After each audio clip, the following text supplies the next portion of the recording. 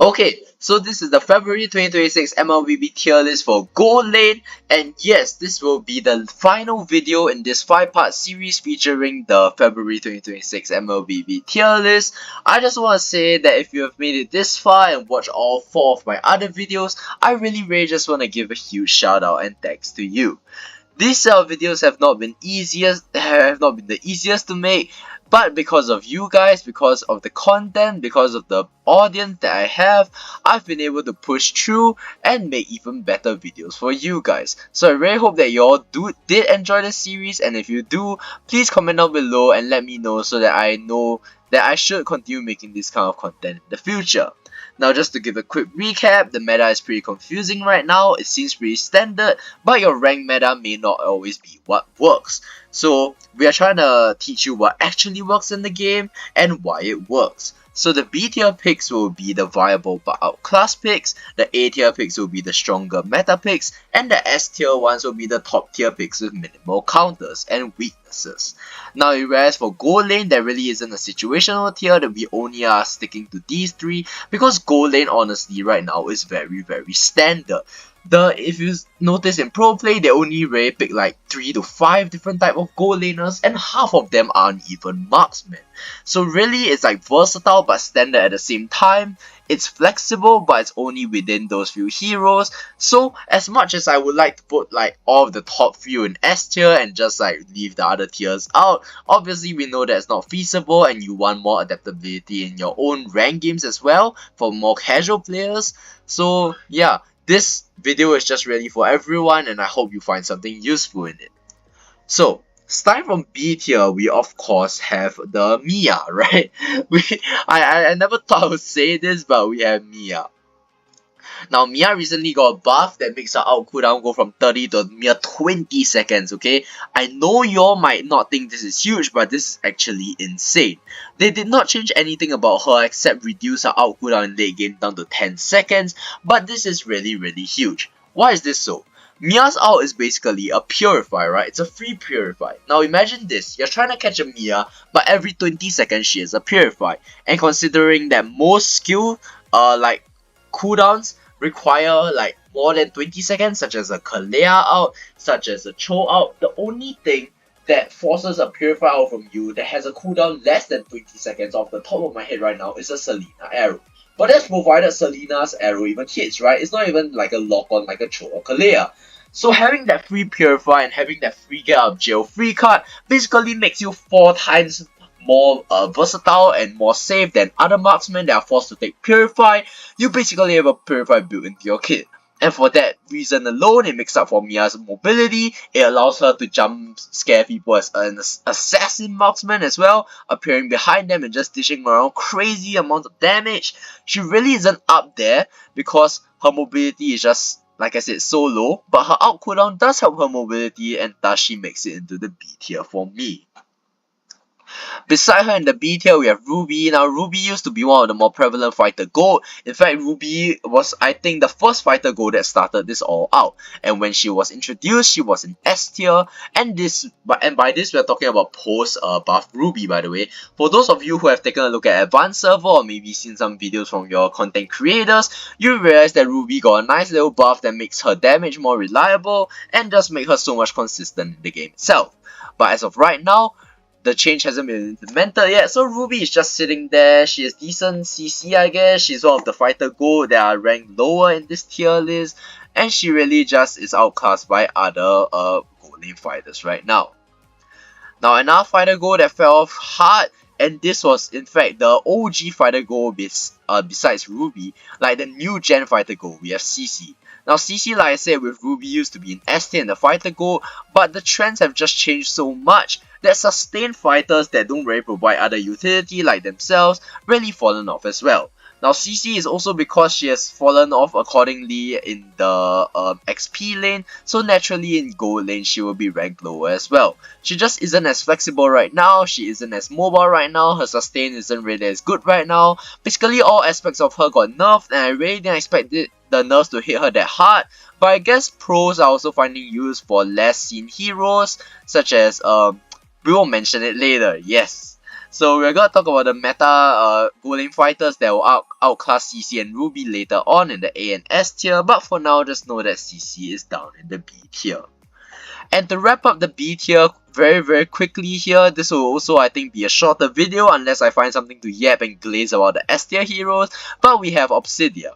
Now Obsidia looks like a very scary hero in rank. I know every time you face an Obsidia in rank, you wish you would ban her the next game, and you're wondering and regretting, why didn't I just ban her the previous game? Especially if you see Obsidia Sky Piercer get absolutely on top of everyone, getting triple kills, maniacs and even savages. However, she really isn't that good. She has a unique kit that disables enemies, doesn't allow them to use blink skills, and a crazy unique stack mechanic as well.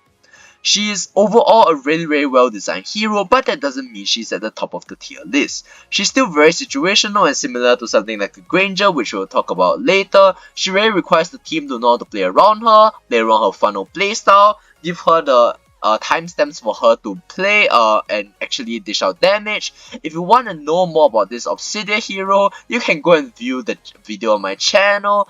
It basically details how you want to go around building her, how you want to go around executing her gameplay, and it's really just a one-stop guide for all you need to know about mastering Obsidia. So yes, Obsidia, very high risk execution factor, but it gives good rewards when you handle her well. Now afterwards in the A tier, but before we get into that, I just remembered that we have to do somewhat of a disclaimer here. I have to say that yes, some of your picks, like for example off the top of my head, okay, maybe we have something like a Clint, okay, maybe something like a Ixia, maybe even something like a Leslie. Yes, I know these are very strong heroes in rank, okay. Oh my god, especially the Hanabi, okay. Where's the Hanabi? Hanabi, right? Okay. I don't want any of you in my comment section to be commenting where are these heroes, okay. Remember, the title of the video is labeled Pro Play, okay. It is not your fancy rank tier list where anything under the sun works as long as you carry and solo kill your opponent on lane, okay. Kids, solo killing your gold laner is not all that matters in life. There's like starting your family, there's like getting a job. So like, y'all, okay, I'm not saying that you guys think that way, but for real though, like, y'all gotta like be more open-minded to these kind of things. Like, I'm trying my best. I really thought if I should include these heroes in the tier list, but I decided not, because strictly in pro play, like I said, they only pick between those 3 to 5 heroes. So you really aren't getting much value of it. You may be able to carry in your rank games, but are any pros playing it? Do any immortal players actually say that they are good? If not, this is what this video is for, to refresh your understanding of the meta. Yes. Okay. So that was a very long interlude and disclaimer actually. That was almost as long as the entire B tier category. Oh my. Okay. Moskov. Starting off the A tier, we have Moskov. Now Moskov is one of those heroes that will always be not bad, right? Because of his teleport mechanic. His global ult just makes it so valuable that you can just make some cross map plays. He's the only marksman that can participate in a fight while still pushing turrets on the other side of the map. Especially in late game scenarios, he's just so damn good at splitting the map up, forcing your enemies to make a mistake, then outplaying them with every ounce of your brain cells left in your body. He also benefits from the DHS changes, although not as much as 2 other heroes that I'll rank higher than him, but he's still decent in this meta. Because of his insane macro understanding and a macro kit and macro gameplay, basically everything about him is macro with some form of micro in between. That isn't really easy to play at first glance, but really good Moscows can really carry the team and pull it off. The only thing that doesn't put him higher is his late game clutch factor, because yes, he does have that split push pressure, but his damage really only reaches that extent. He isn't something like a carry or something like a Granger, where if you get enough stacks, where if you get enough farm, you can just melt anyone in your path. That's not how Moskov works. He requires strategic spacing as well as positioning, and he really will fall to one small mistake from the user. Speaking of carry, right above Moskov actually we have carry. Now carry is one of the 2 heroes that benefited the most from the DHS change. If you don't know, fighters, gold laners like carry that go with a Trinity build now, all go with a fighter emblem. This is because of the recent changes, and I won't go in detail, but the fighter emblem number 1 got changed to hybrid lifesteal, so gives Spell Vamp as well as Lifesteal, and number 2 because of DHS changes, it now procs on every single basic attack and counts as regen instead of a flat percentage of heal. So really what this does, sorry, not heal, Lifesteal, yes, Lifesteal. It got changed from Lifesteal to heal, so it's much more consistent, it procs on more of your basic attacks, and for someone basic attack reliant like a carry, you can really just maximize DHS to the maximum potential, right? Your ult alone just procs so many chances, and I'm pretty sure you've seen so much gameplays where carries at very low HP just poke an ult and instantly they're back to full. Thank god they got nerfed, that's why carry isn't ranked as high as you thought it would be. She's still a very good tank shredder, but she really needs that farm. If not, her range falls short, her mobility falls short, and although her true damage is there as part of her passive, her damage really doesn't really skyrocket unless you reach the later stages of the game. So yes, carry will be above Moskov in the A tier. Right next to carry, we have the only, I believe, magic dealing. Okay, no, there's one more that comes after Harith, but he's the only like mage that's in the A tier, right? The one that comes after Harith doesn't count. Okay, I still don't believe that's a mage, okay? But yeah, we have Harith. Now Harith is just really consistent overall. He did fall off, he was more like B around the end of last year, but he's slowly risen back up to A. He can really match these attack speed marksmen such as the carry, such as the Moskov, and of course I think you know who that will be at the S tier. But he's just so damn good right now. He can really just match these power spikes because compared to Trinity, like I said, Harith can really just shine with his core items, right? You just need like a Feather of Heaven and a Stadium Scythe. Some people even go for the Enchanted Talisman. Yes, his real peak is the Holy Crystal, but you really only need those two first core items along with your magic boots to reset your cooldowns to basically 0 on your dashes. So he really just hits his power spike faster than these Trinity marksmen, especially with more Trinity getting buffed. These marksmen will become more prevalent, and the gold lane fighters will become less prevalent. And hence Harith, in a meta previously where he struggled against, for example, a Lapu Lapu gold lane, for example, a CC gold lane, a Ruby gold lane, he's now choked out less as he can match the power spikes of these heroes more. You see, right? Okay, let's just do a short class, okay? Fighter reaches power spike the easiest in gold lane. Why? They only need one item. One item, War Axe. Number 2, right after fighter, we have mages. Something like a Lunok, something like a Harith, something like a Natan. Natan and Harith especially. Feather of Heaven, Stadium Scythe, and they get it in 2 items. Then you have the Trinity users that, of course, since its Trinity is 3, right? So you need Corrosion Scythe, DHS, as well as the Golden Staff. So naturally, they will hit their power spike sooner, and if they fall off down to the B tier, obviously Harith will rise in popularity against these Trinity users. So that's basically the basis behind Harith still being relevant in the meta right now, but I know you all don't really care about those analytics, so let's pull out the best A tier gold laner right now. We have Esmeralda. Now I ranked Esmeralda relatively high. I think it was about this position 2 in my XP lane tier list, but Esmeralda is just more consistent in the gold lane, right? I personally prefer playing her in the gold lane because number 1, it's not easy, it's not hard for her to get her items. She really only needs the Enchanted Talisman and Oracle to really get into your face now, and her utility can be derived even when you're behind. And when you're ahead, it's even better, right? Because you can just snowball with her so well. You can just suck out the shield of every layman person you know. You can just be so annoying and disruptive towards their formation, towards their backline, towards their front line. Basically, anyone you see, you can just go up and 1v3 and 1v4. If you play her correctly, that is. That said, she bullies a lot of these heroes right now. Apart from carry that of course does true damage to her, she can still match up with a lot of these options like the Harith, which she can suck the shield out of, something like the Moskov that is less mobile in the early game. She really just bullies them on lane like the fighter she is. And now we get into the top of the tier list. Okay, we have the final 4 in the S tier. The final 4 heroes that will be ranked in the 5-part series. Starting off, we have Granger. Now Granger is one of those heroes that has been really shining in the meta ever since his revamp, right?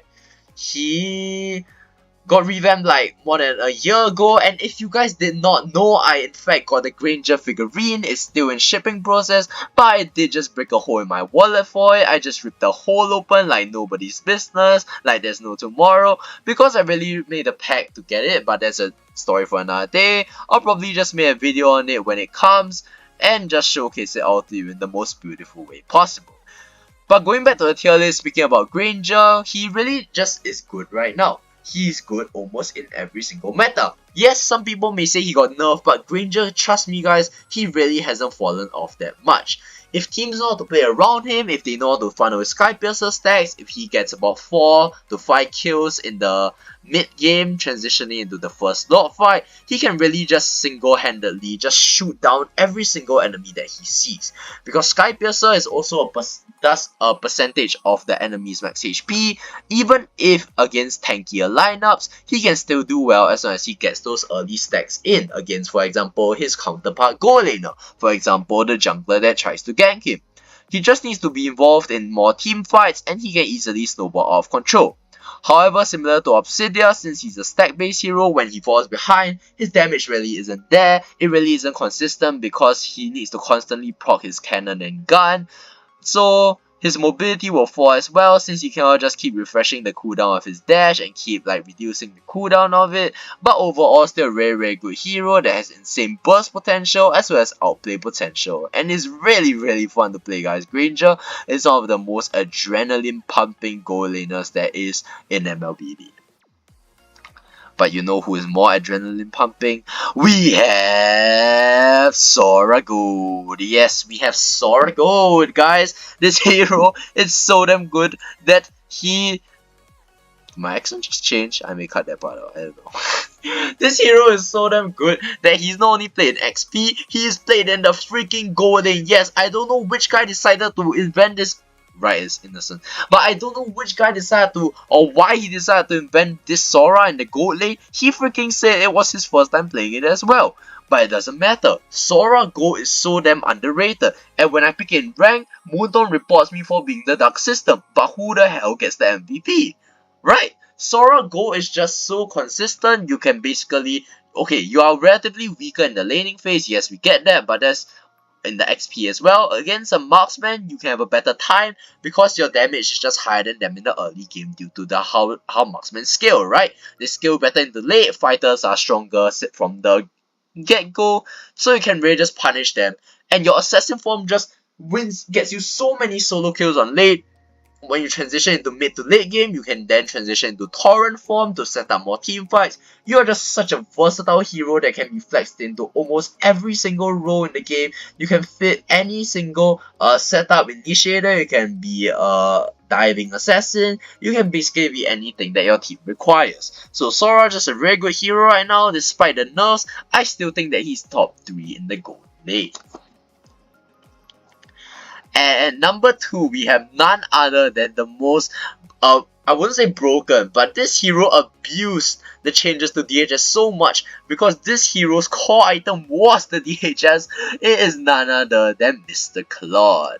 Now, Claude is such a great hero right now. His core item was the DHS because it synergized so well with his monkey. He can do so much things with it. He can outplay so much with the ultimate along with the DHS. But now with the DHS and his ultimate, he really just becomes a killing machine. He can dive you like there's no care in the world. He can easily 1v2 and turn situations around as long as your ultimate can keep proccing.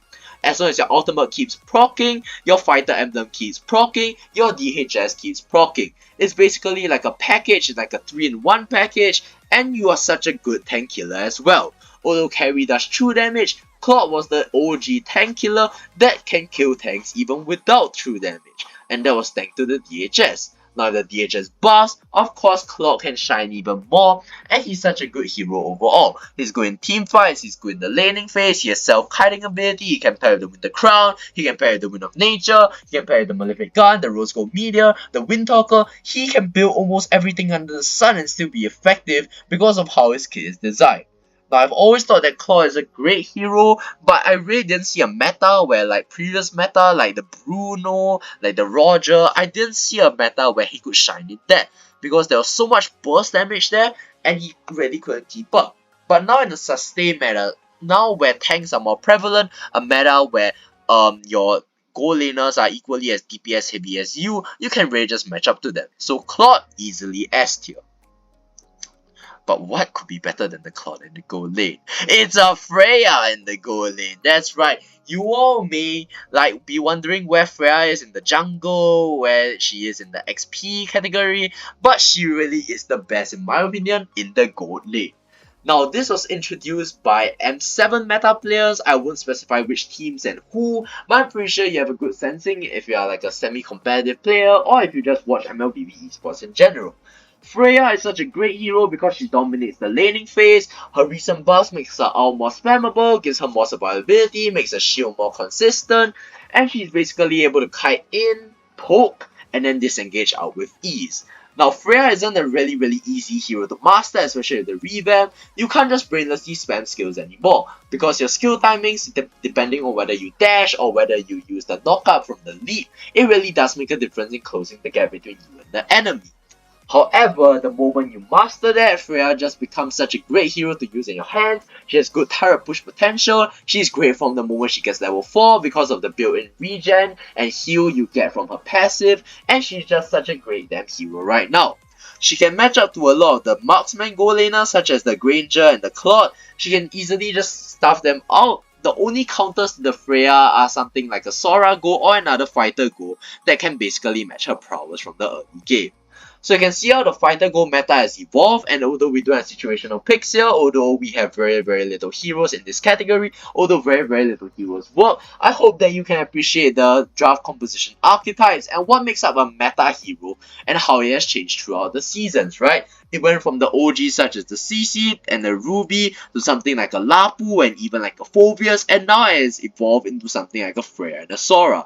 You can really see what teams prioritize right now, and it's such a beauty to witness in MLBB.